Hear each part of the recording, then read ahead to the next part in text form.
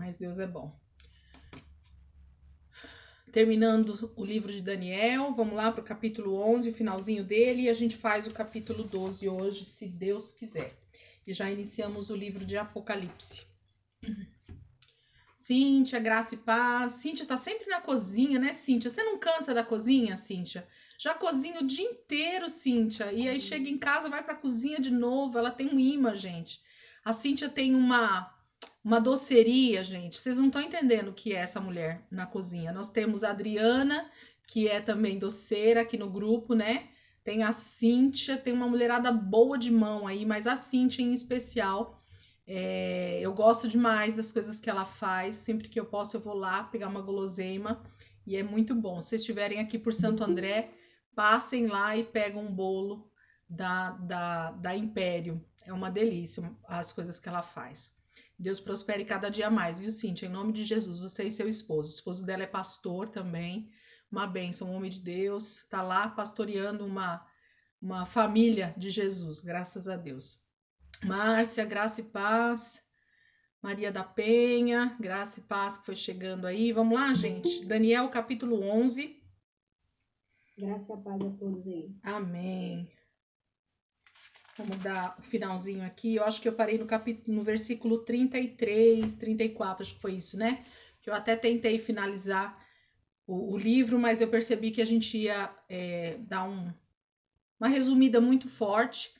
E eu preferi voltar, então, e a gente terminar junto aí esse capítulo 11, já entrar no 12 e aí ir para Apocalipse, tá bom? Sarinha, hoje é a última aula, Sarinha? Depois vai ficar só nos vídeos? Sarinha vai fazer um curso. Mas é bem. Uma boa causa. Com certeza. Sara vai fazer um curso na igreja que ela congrega. E aí vai ser de quinta-feira também. Aí já me mandou mensagem chorando. Pelo amor de Deus, eu preciso dos vídeos para terminar o curso. Com certeza, o Senhor é bom. Vamos lá, gente? Então, capítulo 11, versículo 33.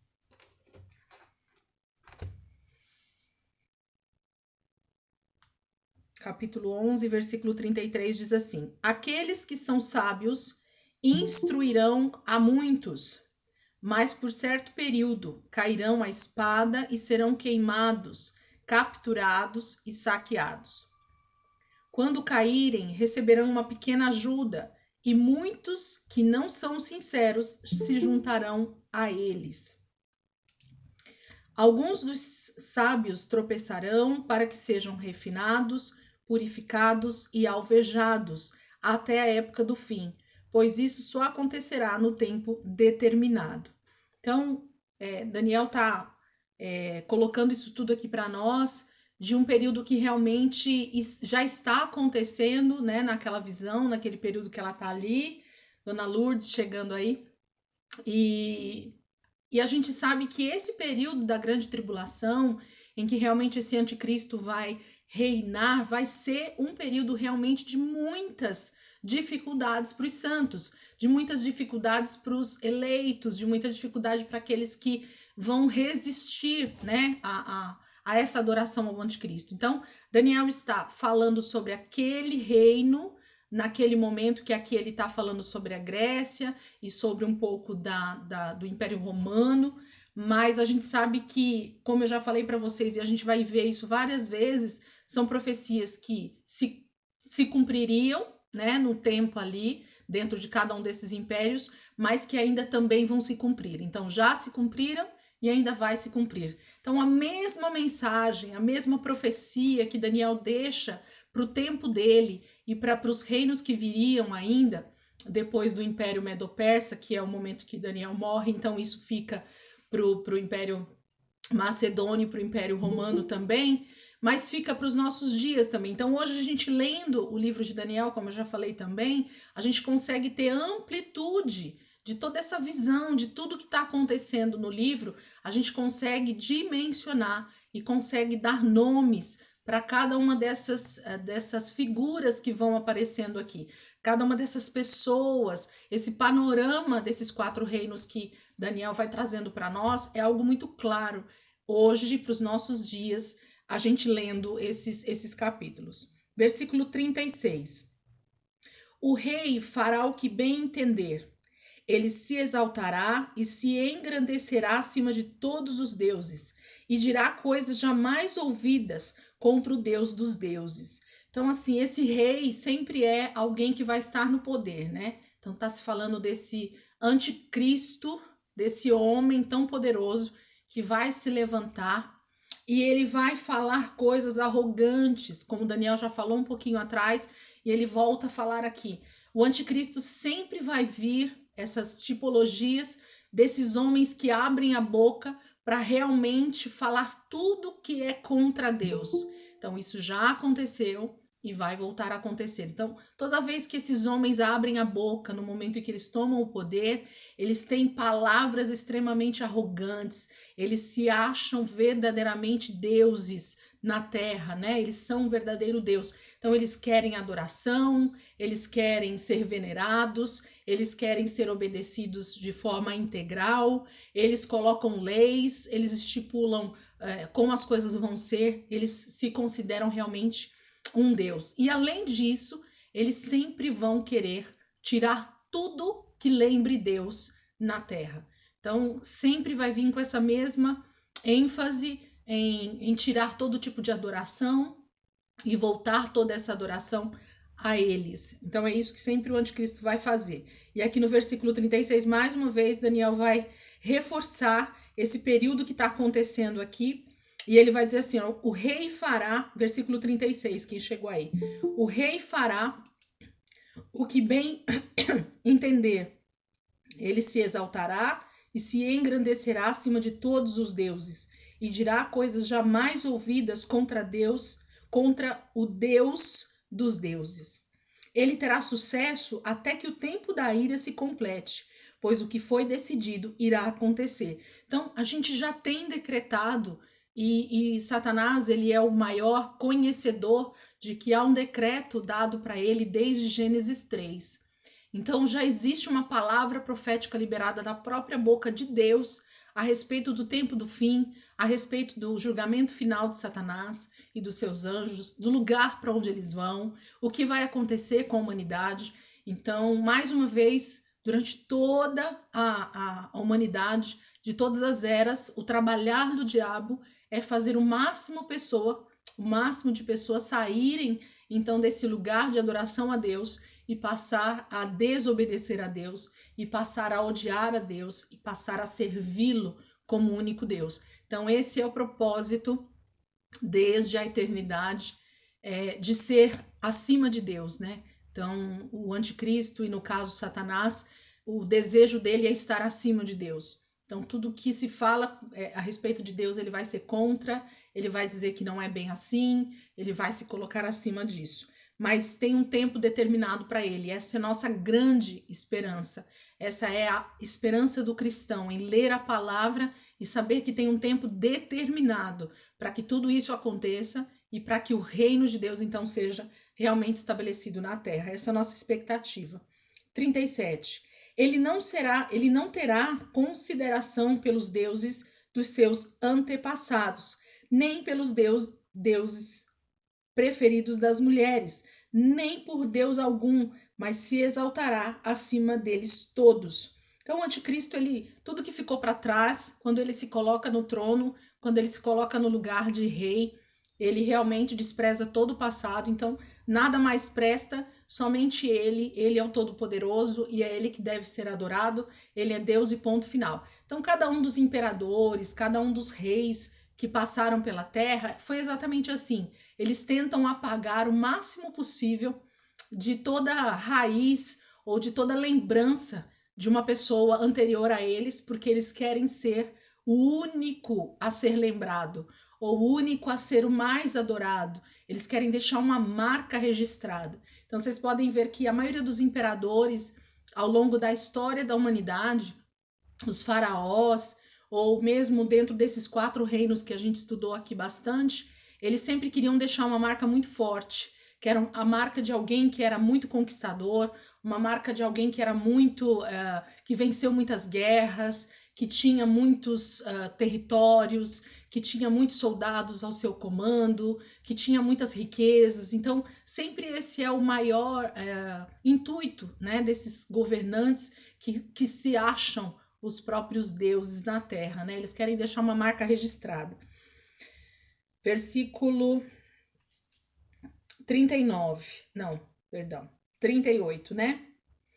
Em seu lugar adorará um Deus das fortalezas, um Deus desconhecido de seus antepassados.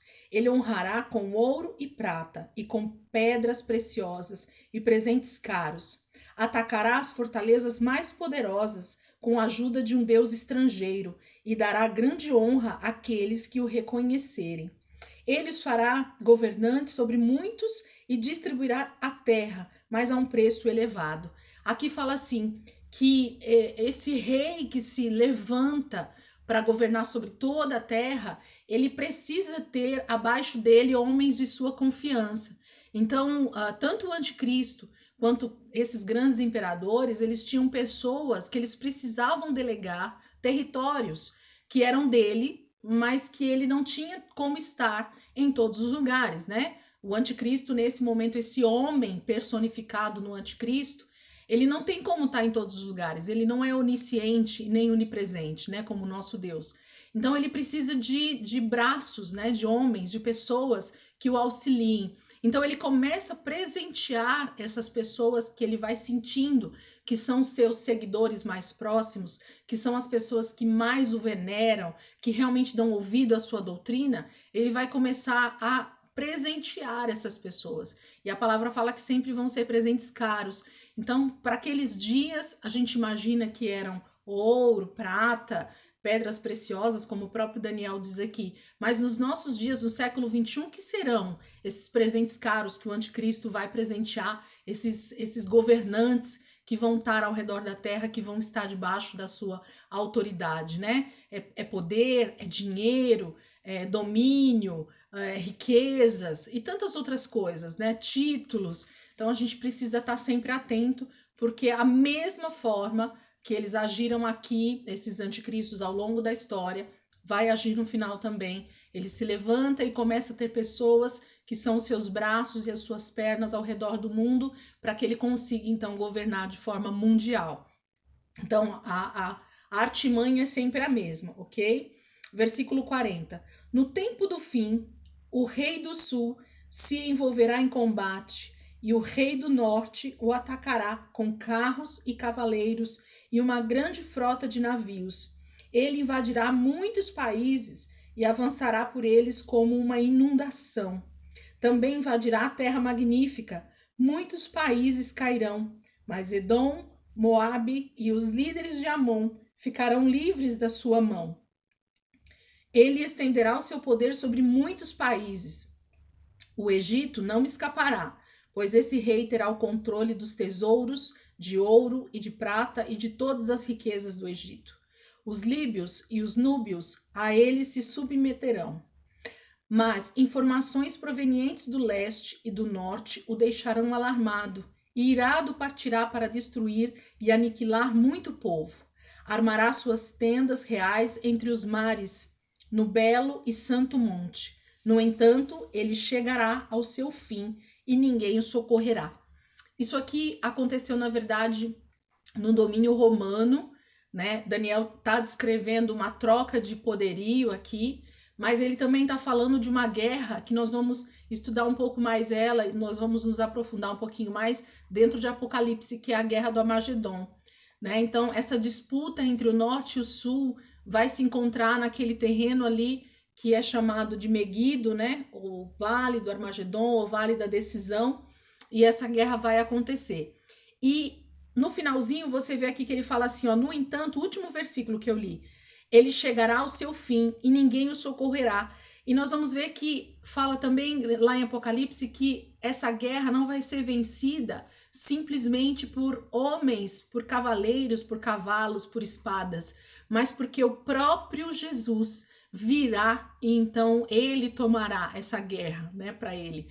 Então, esse vale da decisão, essa guerra do Armagedon, ela tem a ver com a volta de Cristo e com essa guerra que então será travada naquele lugar, entre o reino das trevas e o reino da luz, entre os santos e os demônios e todas as suas hostes ali, e Jesus vai vencer mais uma vez, graças a Deus por isso.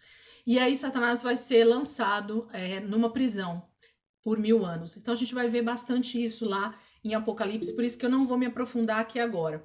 Jesus vencerá, Evaldo, graças a Deus. Nós vamos ver só isso aqui dentro do livro de Apocalipse. A gente não vai se atentar para as tragédias, mas a gente vai se atentar que a revelação está sendo dada de um Deus que vai vir e vai vencer, né, todas as coisas e vai colocar fim a tudo isso. Capítulo 12. Naquela ocasião, Miguel, o grande príncipe que protege o seu povo, se levantará.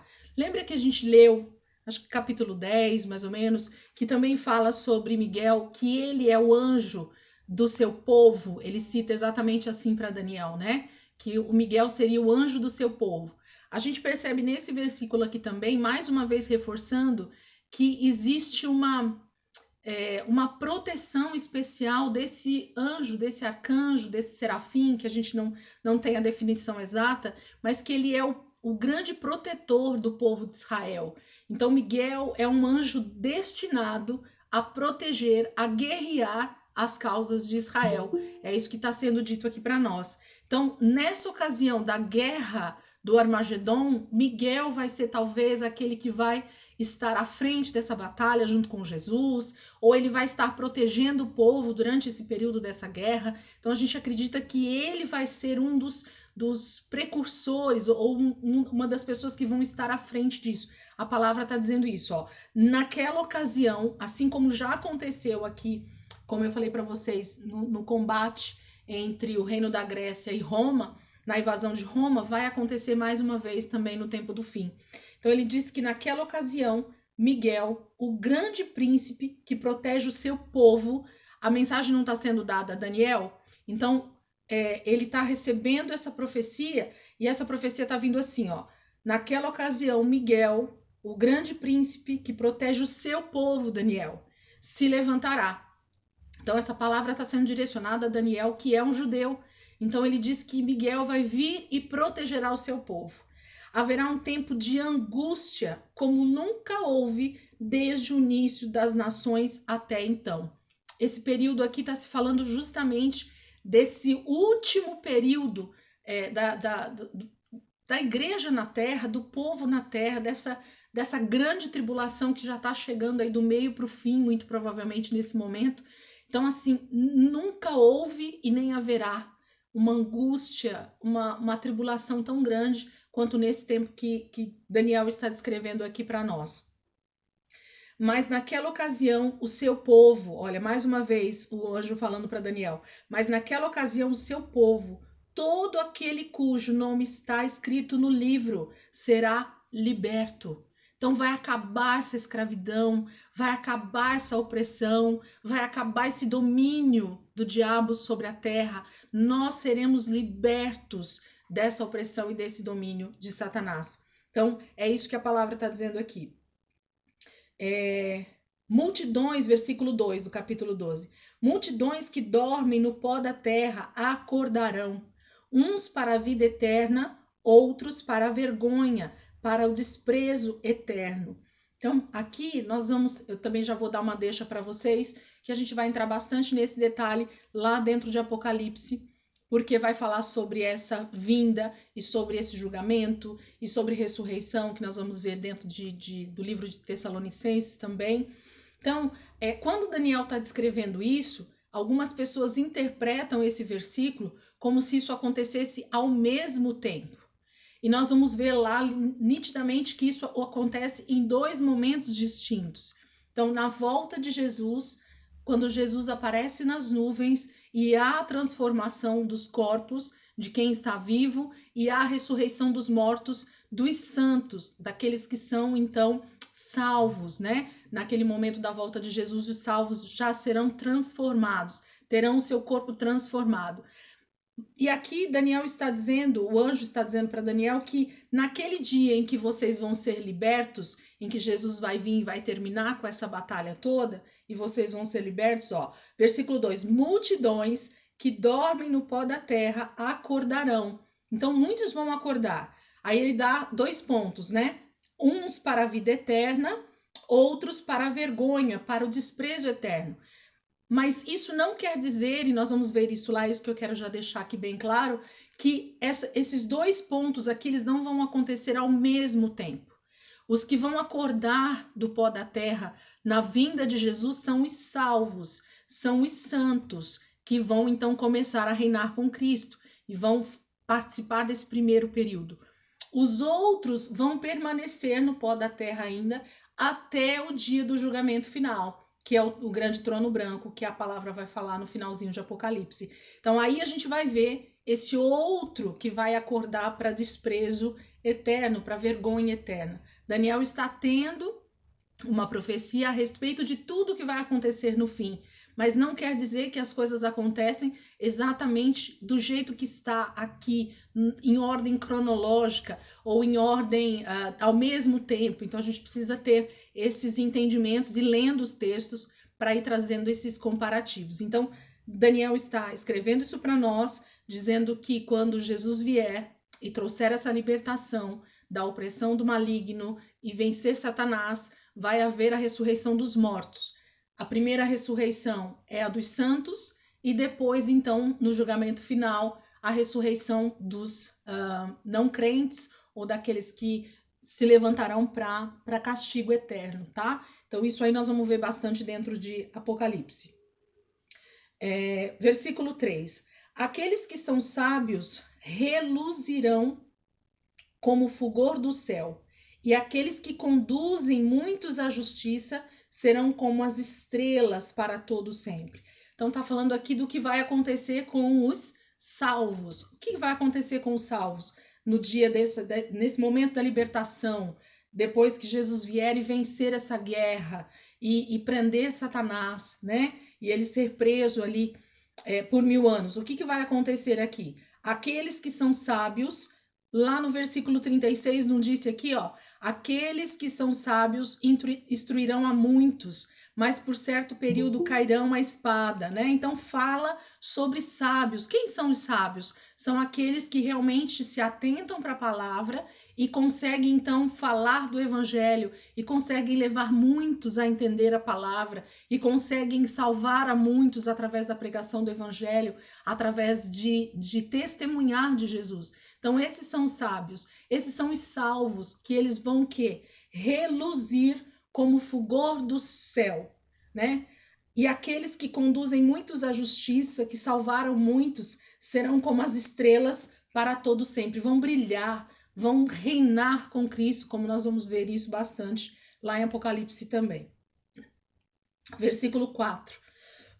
Mas você, Daniel, feche com o selo as palavras do livro até o tempo do fim. Então, tudo que Daniel estava escrevendo aqui, no final, o próprio anjo diz para ele que é para ele selar, que é para ele fechar esse livro, né? Esse livro não era para ser lido no tempo de Daniel, esse tempo não era para ser lido no próximo século, ali 100 anos na frente. Esse livro não era para ser lido dentro do Império Grego, esse livro não era para ser lido dentro do Império Romano, esse livro era para ser lido mais para o final do tempo. Então ele fala que haveria um tempo oportuno que as pessoas então leriam esse livro, leriam essas profecias de Daniel e então elas conseguiriam entender isso de forma mais clara. Por isso que ele manda fechar. Muitos irão por todo lado em busca de maior conhecimento.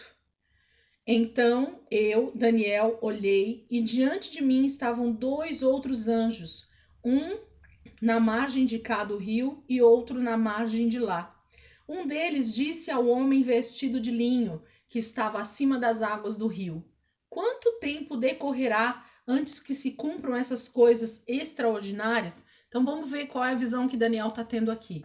Ele fala que ele está ali, né, diante de tudo isso que ele está vendo e ouvindo, e ele olha e ele vê outros 2 anjos um em cada margem do rio, mas em cima das águas do rio, aquele homem vestido de linho, que ele cita lá um pouco mais atrás, que ele vê na visão, nessa última visão dele, ele está ali de pé novamente, diante desses dois anjos e diante de Daniel. E um dos anjos vira para esse homem vestido de linho e pergunta para ele o seguinte: quanto tempo decorrerá antes que se cumpram essas coisas extraordinárias? Então, um dos anjos pergunta para o homem de linho, que é o próprio Jesus, ali diante de Daniel, quanto tempo quanto tempo decorrerá antes que se cumpram estas coisas extraordinárias? E aí vamos lá para o versículo 7. O homem vestido de linho, que estava acima das águas do rio, ergueu para o céu a mão direita e a mão esquerda, e eu ouvi jurar por aquele que vive para sempre, dizendo: haverá um tempo, tempos e meio tempo. Quando o poder do povo santo for finalmente quebrado, todas essas coisas se cumprirão.